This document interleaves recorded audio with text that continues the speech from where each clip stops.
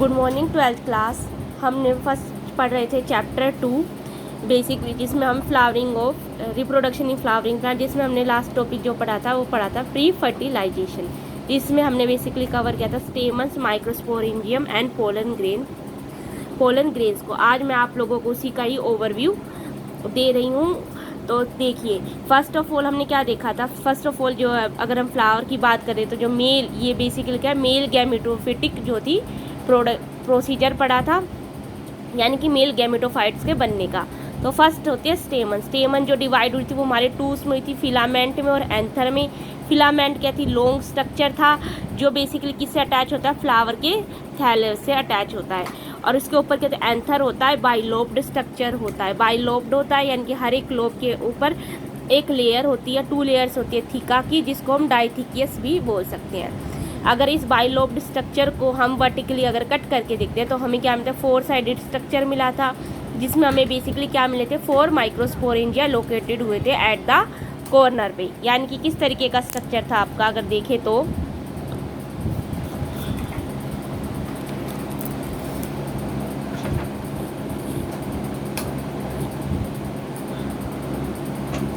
ये आपका फिलामेंट था और ये आपका एंथर था। एंथर में ये क्या थी, 2 लोब्स थी। इन दोनों लोब्स के ऊपर ये इस तरीके से एक कवरिंग होती है थीका की, उसको डाइथिकियस बोलती है, और यही क्या करती है, इनको सेपरेट भी करती है। ठीक है, तो फिर क्या है, इसने माइक्रोस्पोरेंजिया भी हमने इसको वर्टिकली कट किया बाइलोब्ड स्ट्रक्चर को एंथर के, तो हमें क्या मिला, इस तरीके से मिला। तो यहाँ पे हमें क्या मिले, बाइलोब्ड स्ट्रक्चर में 2 माइक्रोस्पोर्स मिले।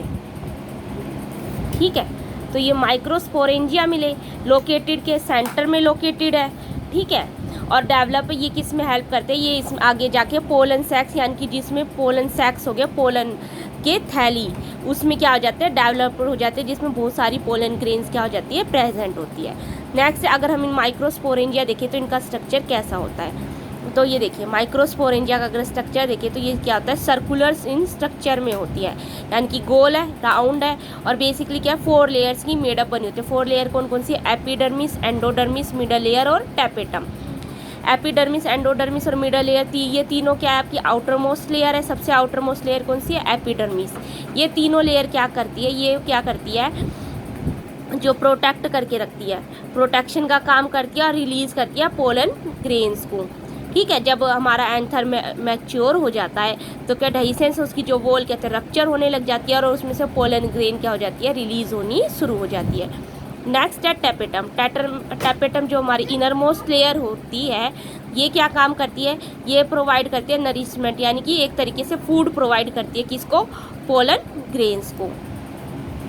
अब नेक्स्ट है माइक्रोस्पोरोजेनिस। इसके अलावा एक और चीज़ थी, स्पोरोजिनस टिश्यू। अगर हम इस माइक्रोस्पोरोजिया के अंदर देखें तो यहाँ पर बहुत सारे सर्कुलर क्या प्रेजेंट होते हैं, स्पोरोजिनस टिश्यूज प्रेजेंट होते हैं। यही आगे जाकर हमारे क्या बनाएंगे, मेल गैमेटोफाइट की क्या करेंगे, फॉर्मेशन करेंगे। ठीक है, फिर था हमारा माइक्रोस्पोरोजेनेसिस। माइक्रोस्पोरोजेनेसिस किसे बोलते हैं, formation of microspore from PM's, यानी कि पोलन मदर सेल्स, या फिर आप कह सकते हो स्पोरोजिनस टिश्यूज या स्पोरोजिनस सेल्स भी के थ्रू, मियोसिस के थ्रू जो माइक्रोस्पोर की फॉर्मेशन हुई है, उसी प्रोसेस को हमने क्या बोला है, माइक्रोस्पोरोजेनेसिस बोला है। कैसे हुई, स्पोरोजिनस टिश्यूज है वो किस में गए, मियोटिक डिवीजन गए। मियोटिक का मतलब क्या है, कौन सी डिवीजन, इक्वेशनल डिवीजन हुई, यानी कि इक्वल नंबर की डिवीजन हुई। क्या बने, 4 माइक्रोस्पोर टेट्राड की फॉर्मेशन हो गई। यानी कि ये देखिए,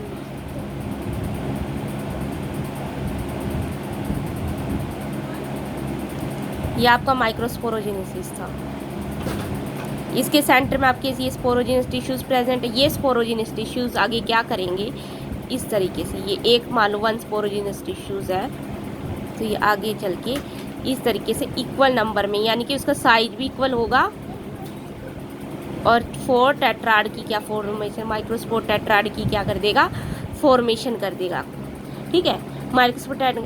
फिर यही माइक्रोस्पोर टेट्राड जब आगे हमारा मैच्योर होंगे, एंथर मैच्योर होगा, तो ये किस में डेवलप हो जाएंगे, पोलन ग्रेन्स में क्या हो जाएंगे, डेवलप हो जाएंगे। नेक्स्ट अगर हम पोलन ग्रेन्स की बात करें तो ये बेसिकली किसको रिप्रेजेंट करेंगी, मेल गैमेटोफाइट्स को, यानी कि मेल गैमेट्स को।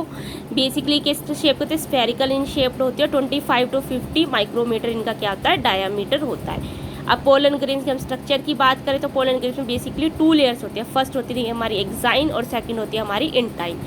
एक्साइन का हमारी बाहर की लेयर है, आउटर मोस्ट लेयर है, और ये कैसी है, हार्ड इन स्ट्रक्चर होती है और किसकी बनी होती है, स्पोरोपोलेनिन की बनी होती है। ये स्पोरोपोलिन का बेसिक फंक्शन क्या है, ये रेजिस्टेंस होता है ऑर्गेनिक मटेरियल के और रिमेन, यानी कि किसी भी तरीके के अगर एसिड वगैरह है उसको क्या करता है, उनको रोकने का काम, उनसे प्रोटेक्शन प्रोवाइड करता है। यानी कि एक तरीके से क्या हो गया, ये हमारा कवच हो गया, ताकि हमारी पोलन ग्रेन क्या ना हो, ख़राब ना हो। तो उस तरीके से ये क्या हो गया, एक कवच है।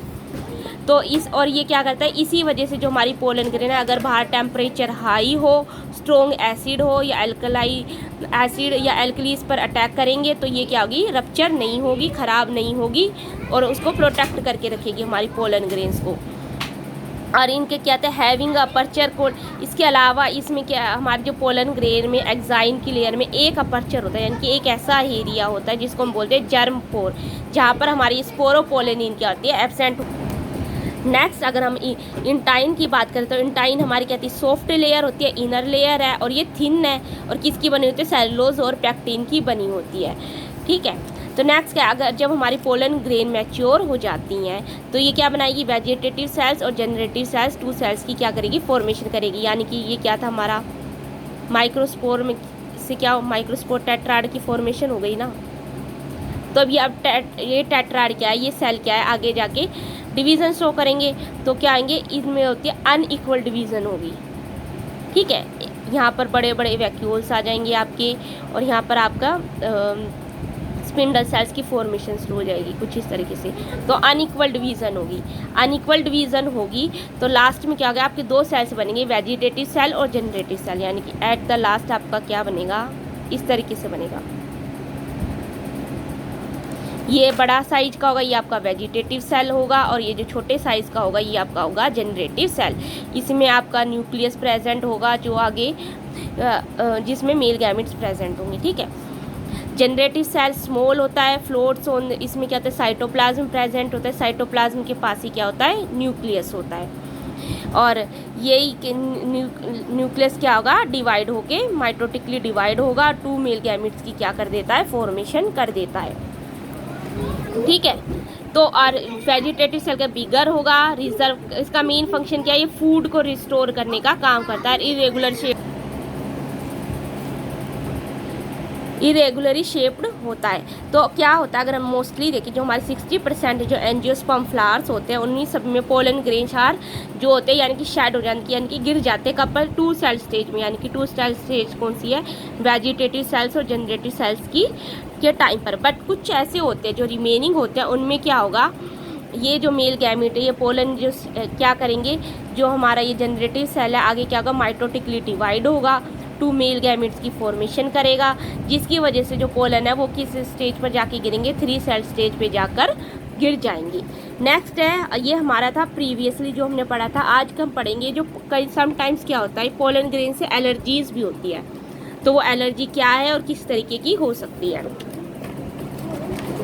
तो देखिए, pollen grains of many species को severe allergy and bronchial affliction in some people often leading to chronic respiratory disorder जैसे अस्थमा, ब्रोंकाइटिस एट्सेट्रा। यानी कि पोलन ग्रेन से क्या होता है, कई बार कुछ स्पीसीज को बहुत ज़्यादा सीवियर एलर्जी हो जाती है, जैसे भी एलर्जी होगी या फिर उनको सांस लेने में भी क्या होती है, दिक्कत होती है। तो ठीक है, तो कौन का जैसे अस्थमा हो गया, उनको ब्रोंकाइटिस हो गया। It may be mentioned that the paramecium or a carrot that came into India as a contaminant with imported wheat has become ubiquitous in occurrence and cause pollen। ऐसा किस लिए है, ये इसलिए है कि भी पैरेंथियम जो कैरेट ग्रास है वो इंडिया में आई है, उसमें कुछ कंटामिनेशन है जिसकी वजह से ये क्या कर देते हैं, पोलन एलर्जी को क्या कर देते हैं, कोज करते हैं। ठीक है, तो अगर पोलन ग्रेन्स कोज होगी एलर्जी तो उसके लिए हम क्या क्या यूज़ कर सकते हैं। तो पोलन ग्रेन्स आर रिच होती है, न्यूट्रिएंट्स रिच होती है। It has become fashion in the in recent years to use pollen tablet at a food.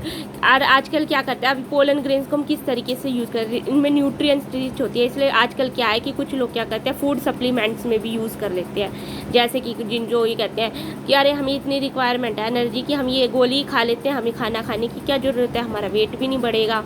या फिर जैसे लोग जो बाहर जाते हैं स्पेस वगैरह में, तो भी ये हेल्प करती है, और कई समटाइम्स से एथलीट्स को भी हेल्प करती है। In Western countries, a large number of pollen products in the form of tablets and syrup are available in the market. Pollen consumption has been claimed to increase the performance. Pollen की यानी कि इनके tablet खाने से क्या जाता है, जो परफॉर्मेंस होते हैं एथलीट्स की वो इंक्रीज़ हो जाती है, और हॉर्सेस की भी क्या हो जाती है, इंक्रीज़ हो जाती है। जैसे कि ये दो आपके पोलन प्रोडक्ट्स दिए गए, pollen products bee pollen from England, natural bee collection है, और ये ठीक है। नेक्स्ट है आपका When once they are shed, pollen grains have to land। जैसे अब ये क्या कहा कि जैसे ही हमारी जो पोलन ग्रेन शेड हो गई, गिर गई, उसके बाद क्या करेंगी, ये लैंड हो जाएंगी स्टिग्मा पे। Before their lose of viability it if they have bring about fertilisation. यानी कि क्या है, जैसे ये शेड हुई तो हमारा स्टिग्मा स्टाइल होता है, यानी कि फीमेल गैमेटोफाइट होता है, उस पर जाके ये क्या कर जाएंगी, गिर जाएंगी, और वहाँ पर जाकर क्या हो जाएगी, फर्टिलाइजेशन अकर हो जाएगी। The period for which pollen grains remain viable in highly variable and to some extent depend on the prevailing. जो मतलब कितने टाइम तक भाई पोलन ग्रेन रहेगी, किस पे डिपेंड करता है, वो टेम्परेचर पे और ह्यूमिडिटी पे डिपेंड करता है। जैसे कि एग्जांपल जैसे राइस है, व्हीट है, पोलन ग्रेन्स अपनी वाइब्रेट 30 मिनट के अंदर लूज़ कर देती है। और कुछ मेंबर्स है जैसे रोजेसी, यानी कि रोज़ के लेग्यूमिनेसी, यानी कि लेग्यूमिनस प्लांट होते हैं, जैसे कि आपकी दालें वगैरह होगी, सोलेनेसी हो गई, दे मेंटेन वायलेबिलिटी, और इनकी जो वायलेबिलिटी होती है वो कई महीनों तक की होती है। तो ये इसलिए क्या कर सकते हैं, ये हम ये भी करते हैं कि जो इनके सीमन है उनको हम क्या कर देते हैं, स्टोर करके भी रख लेते हैं। Sperm of many animal include human for artificial insemination भी होता है। Is possible to store pollen grains of a large number of species for year. तो जितने भी इनको हम स्टोर करते हैं उसको हम किस में करते हैं, लिक्विड नाइट्रोजन में स्टोर करते हैं। कितने टेम्परेचर पे, -196 डिग्री टेम्परेचर पे। तो इसको आप अंडरलाइन कर लीजिएगा, ये 1 मार्क्स का आपका क्वेश्चन बन सकता है कि पोलन ग्रेन्स को हम कितने उस पर स्टोर करते हैं, लिक्विड नाइट्रोजन में -196 डिग्री सेल्सियस पे। सच स्टोर पोलन ट्यूब, उनको पोलन को हम बाद में क्या कर सकते हैं, यूज़ कर सकते हैं, जैसे हमारे पोलन बैंक हो गए, सीड बैंक हो गए, कि इसके लिए क्रॉप ब्रीडिंग प्रोग्राम्स के लिए। ये आपका फर्स्ट टॉपिक कंप्लीट है। नेक्स्ट क्लास में पढ़ेंगे pistil, megasporangium and embryo sac form, यानी कि फीमेल गैमेटोफाइट की फॉर्मेशन के बारे में हम पढ़ेंगे।